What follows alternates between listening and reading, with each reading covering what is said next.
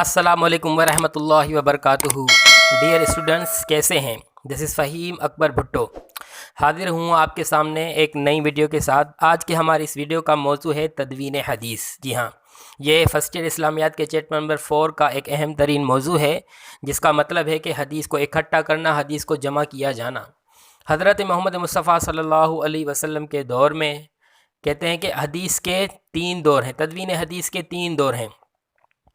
पहला दौर अहद रिसालत और सहाबा कराम रज़ी अल्लाह ताला अन्हुम का दौर है। इस दौर के अंदर अहादीस को इनफरादी तौर पर लिखा गया था।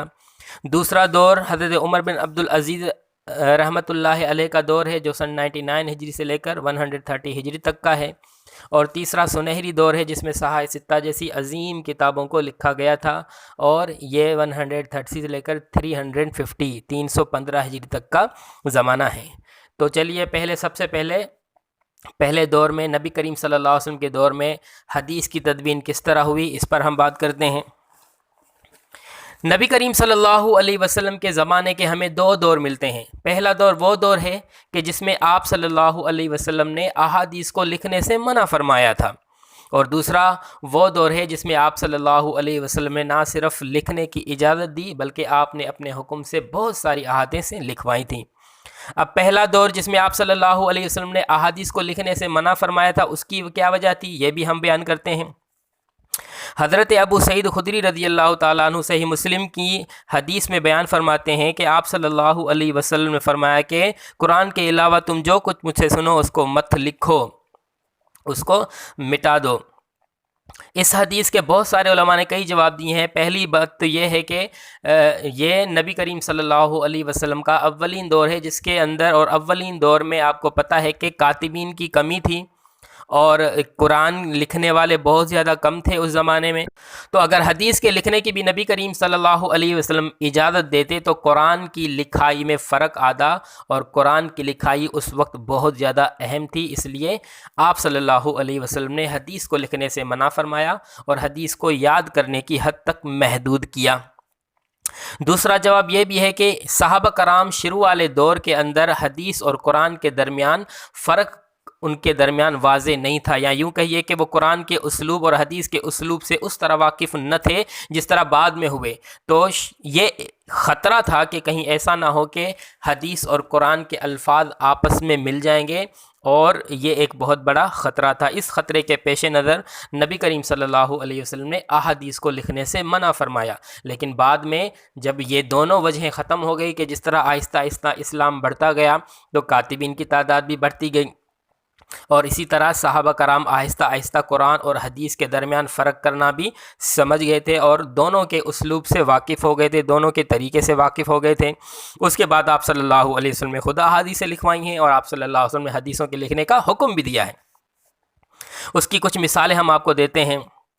देखें, सबसे पहले तिरमिज़ी की हदीस है, आप सल्लल्लाहु अलैहि वसल्लम से एक सहाबी ने अर्ज़ किया कि अल्लाह के रसूल, मैं चीज़ों को भूल जाता हूँ, मुझे कोई तरीका फ़रमाएँ। तो आप सल्लल्लाहु अलैहि वसल्लम ने फरमाया, इस्तइन बियमीनिक व औमा बियदिही लिल ख़त, यानी आपने फरमाया कि अपने हाथ से मदद लो, और आपने लिखने की तरफ इशारा किया। इस हदीस से साफ़ पता चलता है कि आप सल्लल्लाहु अलैहि वसल्लम ने आगे चलकर अहादीस को लिखने की इजाज़त दी थी।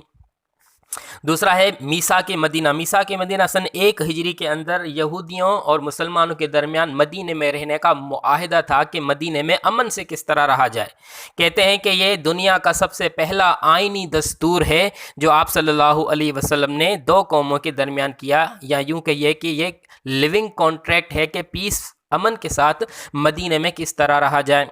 क्योंकि यहूदियों के वहाँ पे 3 बहुत बड़े कबीले थे, बनु कैनुका, बनु नज़ीर, बनु कुरैज़ा, और इस तरफ मुसलमान थे। मुसलमानों में अंसार के 2 बहुत बड़े कबीले थे, औस और खजरज। इसी तरह मुहाजिर मुसलमान भी थे, मुहाजिर भी थे, और मुनाफिकीन भी उनके साथ थे। तो आप सल्लल्लाहु अलैहि वसल्लम ने एक आइनी दस्तूर बनाया, एक आइन बनाया जिसकी 52 दफ़आत थी, 52 दफ़आत पर ये मुश्तमिल था। तो ये आप सल्लल्लाहु अलैहि वसल्लम ने लिखवाया था, और ये हमारे पास हदीस के थ्रू पहुँचा है, कुरान के ज़रिए से नहीं पहुँचा। तो ये भी हदीस है। दूसरी दलील सन 6 हिजरी में जब आप सल्लल्लाहु अलैहि वसल्लम ने ख्वाब देखा कि हम उम्रा करने के लिए जा रहे हैं और आपने सहाबा को बताया, सहाबा सारे आप सल्लल्लाहु अलैहि वसल्लम के साथ तैयार हो गए कि जी हम इस मरतबा उम्रा करेंगे। लेकिन जब ये हुदैबिया की जगह पर पहुँचे, मुशरिकीन मक्का को किसी तरह खबर हुई तो उन्होंने नबी करीम सल्लल्लाहु अलैहि वसल्लम को रोका। आप सल्लल्लाहु अलैहि वसल्लम ने उनके साथ वहाँ पर सुलह की, जिस सुलह में बहुत सारी शर्तें थी कि जी 10 साल तक हमारे दरमियान जंग नहीं होगी। तो ये सारी जो सुलह नामा था, सुलह हुदैबिया, ट्रीटी ऑफ हुदैबिया, ये शराइत भी लिखी गई थी और ये हमारे पास हदीस के थ्रू पहुंची हैं, कुरान के थ्रू नहीं पहुंची। ये भी दलील है कि आप सल्लल्लाहु अलैहि वसल्लम ने अपने ज़माने में हदीस को लिखवाया। नंबर 3, आप सल्लल्लाहु अलैहि वसल्लम ने सन 7 हिजरी के अंदर, 6 हिजरी के आखिर में 7 हिजरी के अंदर जब सुलह हो गई थी मुशरिक, तो आप सल्लल्लाहु अलैहि वसल्लम ने ये आपकी इस तरफ तवज्जो गई कि अरब के जो दूसरे बादशाह है, अरब से बाहर निकल कर इस्लाम को फैलाया जाए। तो आप सल्लल्लाहु अलैहि वसल्लम ने बादशाहों के नाम कुछ खतूत लिखे थे और अपने कासिद उनके पास भेजे थे। तो वो ख़त आप सल्लल्लाहु अलैहि वसल्लम ने लिखवाए थे, उस पर आप सल्लल्लाहु अलैहि वसल्लम के मोहर भी सबत थी, जो इस बात का सबूत है कि आप सल्लल्लाहु अलैहि वसल्लम ने वो ख़त लिखवाए थे और वो हमारे पास हदीस के थ्रू पहुँचे हैं, कुरान के थ्रू नहीं। पहला ख़त आप सल्लल्लाहु अलैहि वसल्लम ने हबशा के बादशाह की तरफ भेजा, जिसका लक़ब नज्जाशी था, उसका नाम था असहमा। इसकी तरह आप सल्लल्लाहु अलैहि वसल्लम ने हज़रत अमर इब्ने उमैया दमरी को भेजा। और दूसरा है मिस्र के बादशाह, जिसका लक़ब मकौकस है, नाम इसका जुरैज है। इसकी तरह आप सल्लल्लाहु अलैहि वसल्लम ने हज़रत हातिब इब्ने अबी बल्ताअ रज़ियल्लाहु अन्हु को भेजा। तीसरा फ़ारस का बादशाह जो मौजूदा ईरान है, उसका लक़ब किसरा था, नाम उसका खुसरो परवेज़ था। इसकी तरफ आप सल्लल्लाहु अलैहि वसल्लम ने हज़रत अब्दुल्लाह इब्ने हुज़ाफ़ा रज़ियल्लाहु तआला अन्हु को भेजा। और यमामा का बादशाह जिसका नाम हौज़ा था, इसकी तरफ आप सल्लल्लाहु अलैहि वसल्लम ने सलीद बिन अमर आमिरी को भेजा। और दमिश्क का बादशाह हारिस बिन अबी शिमर इनानी, जिसकी तरफ आप सल्लल्लाहु अलैहि वसल्लम ने हज़रत शुजा इब्ने वहब रज़ियल्लाहु अन्हु को भेजा। बहरीन का बादशाह जिसका नाम था मुंदिर बिन सावा, इसकी तरफ आपने हज़रत अला हज़रमी रज़ियल्लाहु ताला अन्हु को भेजा। रूम का बादशाह जिसका लक़ब था कैसर और इसका नाम था हिरक़्ल, जिसकी तरफ आप सल्लल्लाहु अलैहि वसल्लम हज़रत दहया कल्बी रज़ियल्लाहु ताला उनको भेजा। तो ये सारे खुतूत हमारे पास हदीस के थ्रू पहुँचे हैं, कुरान के थ्रू नहीं। तो ये भी आप सल्लल्लाहु अलैहि वसल्लम के दौर की सबसे बड़ी दलील है। और सबसे बड़ी दलील सहीफ़ा सादिका है। सुनन अबी दाऊद के अंदर एक वाक़या है कि हज़रत अब्दुल्लाह इब्ने अमर इब्ने आस रज़ियल्लाहु ताला अन्हु फरमाते हैं कि मैं आप सल्लल्लाहु अलैहि वसल्लम से जितनी भी अहादीस सुनता था उसको लिख लेता था। बाद सहाबा ने मुझे इससे मना फरमाया कि भाई तुम हर चीज़ लिख लेते हो। आप सल्लल्लाहु अलैहि वसल्लम कभी निशात की हालत में होते हैं, कभी गुस्से की हालत में होते हैं, तो तुम हर चीज़ लिखते हो। तो मैंने मैं लिखने से रुक गया, लेकिन मौका पाकर मैंने हज़रत मोहम्मद सल्लल्लाहु अलैहि वसल्लम को ये सारा वाक़या बताया। आप सल्लल्लाहु अलैहि वसल्लम फरमाया कि कसम है उस ज़ात की जिसके कब्ज़े में मेरी जान है, मेरी इस ज़बान से हक़ के सिवा कुछ नहीं निकलता, तुम लिख लिया करो। और उसके बाद फिर मैंने अहादीस को लिखना शुरू कर दिया।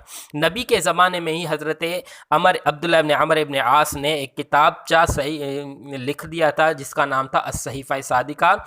यूँ भी कहा जा सकता है कि ये हदीस नबी करीम सल्लल्लाहु अलैहि वसल्लम के दौर में ये सबसे पहले हदीस की किताब थी जो आप सल्लल्लाहु अलैहि वसल्लम के ज़माने में लिखी गई थी।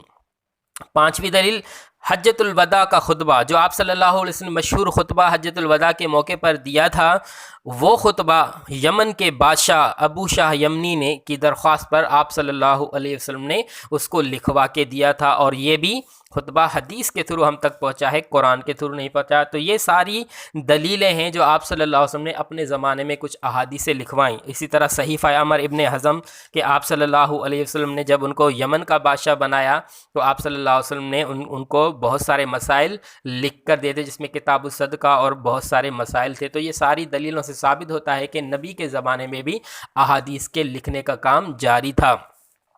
दूसरा सहाबा कराम रज़ियल्लाहु ताला अन्हु का दौर आता है। सहाबा कराम रज़ियल्लाहु ताला अन्हु ने भी अपने ज़माने में अहादीस को लिखवाया था, जिस तरह कि हज़रत अबू हुरैरा रज़ियल्लाहु ताला अन्हु ने अपने शागिर्द हुमाम इब्ने मुनब्बिह को एक सहीफ़ा लिखवाया था जिसमें 150 हदीसें थी, जिसका नाम था अस-सहीफ़तुस सहीहा। इसी तरह हज़रत अली रज़ियल्लाहु ताला उनके पास भी नबी करीम सल्लल्लाहु अलैहि वसल्लम के ज़माने में लिखी हुई अहादीस का एक मजमुआ था जिसका नाम था सहीफ़ा हज़रत अली। आप वहीं से अहादीस के ज़रिए से फ़ैसला सुनाते थे। हज़रत अनस रज़ियल्लाहु ताला अन्हु के भी पास एक बहुत बड़ा सहीफ़ा था। हज़रत माबद इब्ने हलाल वो बयान करते कि हम हज़रत अनस रज़ियल्लाहु ताला अन्हु के अहादीस का जब इसरार करते तो वो एक मजाल यानी एक रजिस्टर निकालते थे जिसमें बहुत ज़्यादा अहादीसें लिखी हुई होती और आप हमें वहाँ से अहादीस को सुनाते थे। حضرت ابو بکر صدیق رضی اللہ تعالیٰ عنہ کے پاس بھی ایک کتاب تھی جس کا نام تھا کتاب الصدقہ، جو آپ رضی اللہ نے حضرت انس رضی اللہ تعالیٰ عنہ کو وہ کتاب بھیجی تھی۔ اس کے اندر بھی احادیث لکھی گئی ہوئی تھی۔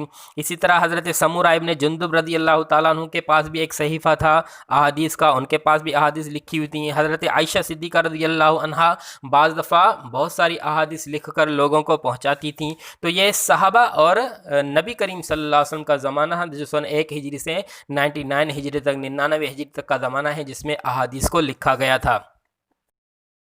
یوں تو صحابہ کرام رجال الحدیث ہیں، لیکن یہ 8 حضرات ان میں سر فہرست ہیں، ان کی روایات سب سے زیادہ ہیں۔ نمبر 1، حضرت عبداللہ ابن مسعود رضی اللہ تعالی عنہ سن 32 ہجری، آپ سے تقریباً 1848 احادیث مروی ہیں۔ ام المومنین حضرت عائشہ صدیقہ رضی اللہ عنہا 58 ہجری، آپ سے تقریباً 2210 احادیث مروی ہیں۔ حضرت ابو ہریرہ رضی اللہ تعالی عنہ 59 ہجری، آپ سے تقریباً 5374 احادیث مروی ہیں۔ حضرت عبداللہ ابن عباس رضی اللہ عنہ 68 ہجری، آپ سے تقریباً 1660 احادیث مروی ہیں۔ حضرت عبداللہ ابن عمر رضی اللہ عنہ 73 ہجری، آپ سے تقریباً 2630 احادیث مروی ہیں۔ حضرت ابو سعید خدری رضی اللہ تعالی عنہ 74 ہجری، آپ سے تقریباً 1170 احادیث مروی ہیں۔ حضرت جابر بن عبداللہ انصاری، آپ سے تقریباً 1540 احادیث مروی ہیں۔ حضرت انس بن مالک 93 ہجری، آپ سے تقریباً 2266 احادیث مروی ہیں۔ ان کے بعد جن صحابہ سے زیادہ روایتیں ان میں حضرت ابو الدرداء، حضرت عبداللہ ابن عمر، سمورہ ابن جندب، عبادہ ابن ثابت، عبد الرحمن ابن عوف، معاذ ابن جبل، ابو موسیٰ اشعری، حضرت علی، حضرت امیر معاویہ، حضرت ابو ذر غفاری اور حضرت عثمان ذو النورین سر فہرست ہیں۔ اس کے بعد دوسرا دور شروع ہوتا ہے، یہ دوسری صدی کی شروعات، پہلی صدی کا آخر، 99 ہجری سے لے کر 130 ہجری تک، یہ حضرت عمر بن عبدالعزیز رحمہ اللہ کا دور ہے۔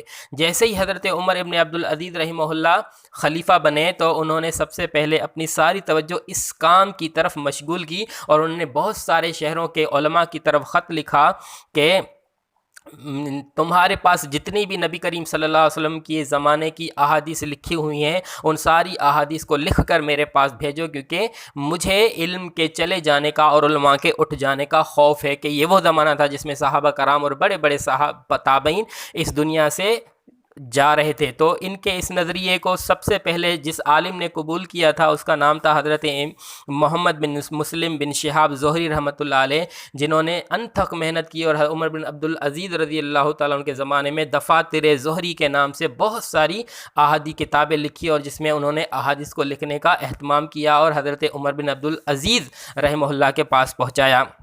اسی طرح مدینہ میں ایک عالم تھے جس کا نام تھا سعید ابن مسیب، انہوں نے بھی بہت ساری احادیث کو جمع کر کے حضرت عمر بن عبدالعزیز کے پاس پہنچایا۔ شام میں امام مکحول تھے، انہوں نے بھی سنن مکحول لکھی اور وہ بھی حضرت عمر بن عبدالعزیز تک پہنچائی۔ امام شعبی رحمۃ اللہ علیہ انہوں نے ابواب شعبی لکھی، بہت سارے کتابیں لکھی، وہ بھی انہوں نے حضرت عمر بن عبدالعزیز تک پہنچائی۔ اسی طرح امام ابو حنیفہ رحمۃ اللہ علیہ نے کتاب الآثار لکھی، امام مالک رحمۃ اللہ علیہ نے موطا امام مالک لکھی۔ غرض یہ ہے کہ ان حضرات نے بہت ساری انتھک محنت کے بعد ایک دوسرے دور کے اندر سرکاری طور پر احادیث کو جمع کیا گیا اور بہت سارے علماء نے اس میں محنت کی، اور عمر بن عبدالعزیز رحمہ اللہ کے پاس یہ سارے چیزیں پہنچائی گئیں۔ اس کے بعد تیسرا دور آتا ہے جس دور کے اندر جمع شدہ احادیث کی چھانٹ پھٹک کی گئی، یعنی ایسے علوم ایجاد کیے گئے کہ جن علوم کی بنیاد پر احادیث میں کی کیٹیگریز بنی گئی، ان کے درجے اور ان کے باب بنائے گئے اور صحیح اور ضعیف احادیث کو الگ کیا گیا۔ اس دور میں سب سے بہترین نام حضرت امام بخاری رحمۃ اللہ علیہ کا آتا ہے کہ جنہوں نے ایک مایہ ناز کتاب صحیح بخاری تصنیف کی، جس کے اندر انہوں نے صحیح احادیث کو لکھنے کا اہتمام کیا اور صحیح احادیث وہ اپنے بک کے اندر لے کر آئے ہیں۔ کہتے ہیں کہ 16 سال لگے امام بخاری رحمۃ اللہ علیہ کو صحیح بخاری کو تصنیف کرنے میں، اور انہوں نے یہ صحیح بخاری اس لیے لکھی تھی کہ ایک دفعہ خواب میں ان کو نبی کریم صلی اللہ علیہ وسلم کی زیارت ہوئی کہ آپ حضرت محمد صلی اللہ علیہ وسلم سے مکھیوں کو ہٹا رہے ہیں، پنکھا لگا رہے ہیں، جس سے بعض علماء نے یہ ان کو تعبیر کیا کہ آپ سے اللہ پاک یہ کام لیں گے کہ آپ نبی کریم صلی اللہ علیہ وسلم سے جھوٹی احادیث کو الگ کریں گے۔ چنانچہ اس دور کے اندر سند پر کام کیا گیا۔ سند حدیث کے اس حصے کو بولتے ہیں جس میں راویوں کا تذکرہ ہو، اس لیے اس زمانے میں اسماء و رجال جیسے علوم منظر عام پر آئے، جس میں راویوں کے حالات کو اور ان کے درجے بیان کیے گئے کہ فلاں راوی فلاں درجے کا ہے، جس کی وجہ سے احادیث، صحیح احادیث، ضعیف احادیث، موضوع احادیث، ان ساری احادیث کو ایک دوسرے میں الگ کیا گیا۔ تو اس دور کے اندر 6 کتابیں بہت زیادہ مشہور ہوئیں اور بہت زیادہ منظر عام پر آئیں۔ تو آج ان 6 کتابوں کا یہاں پہ ہم تعارف کرتے ہیں۔ سب سے پہلے ہے صحیح بخاری۔ صحیح بخاری امام بخاری رحمۃ اللہ علیہ نے تصریف کی۔ اس کتاب کو صحیح کہنے کی وجہ یہ ہے کہ انہوں نے اپنی اس کتاب کے اندر صحیح احادیث کو لانے کا اہتمام فرمایا ہے۔ بخاری اس لیے کہ یہ بخارا شہر کے رہنے والے تھے، اس لیے ان کا نام، اپنی کتاب کا نام صحیح بخاری رکھتے ہیں۔ ان کا نام ہے ابو عبداللہ محمد بن اسماعیل البخاری، یعنی عبداللہ کے ابا، نام ان کا محمد اسماعیل کے، یہ بیٹے ہیں، بخارا کے رہنے والے ہیں۔ ان کی پیدائش 194 ہجری اور ان کی وفات 256 ہجری ہے۔ دوسرے نمبر پر جس کتاب کو ایوارڈ ملا یا جس کتاب کا نام آیا وہ صحیح مسلم ہے۔ صحیح مسلم ان کا خود کا نام ہے، انہوں نے اپنے نام پر یا ہو سکتا ہے اپنے دادا کے نام پر اپنی کتاب کو رکھا۔ صحیح مسلم کے مصنف ہیں امام مسلم بن حجاج بن مسلم قشیری، ان کی وفات کا سن ہے 261 ہجری۔ تیسرے نمبر پر جامعہ ترمذی۔ ترمذی کو جامع اس لیے کہا گیا ہے کہ ترمذی کے اندر جتنے بھی موضوعات ہیں ان سارے موضوعات پر احادیث لائے ہیں وہ، جیسا کہ عقائد ہو گئے، احکام ہو گئے، اشراط ہو گئے، سنن ہو گئے، سارے چیزوں پر وہ احادیث لائے ہیں، اس لیے ان کی حدیث کو جامع کہا گیا کہ وہ تمام موضوعات کو جمع کرنے والی ہے۔ لیکن اس کو صحیح اس لیے نہیں کہا گیا کہ اس کے اندر کچھ ضعیف احادیث بھی ہیں، اس لیے ان کی اور حسن درجے کی احادیث بھی اس کے اندر ہیں۔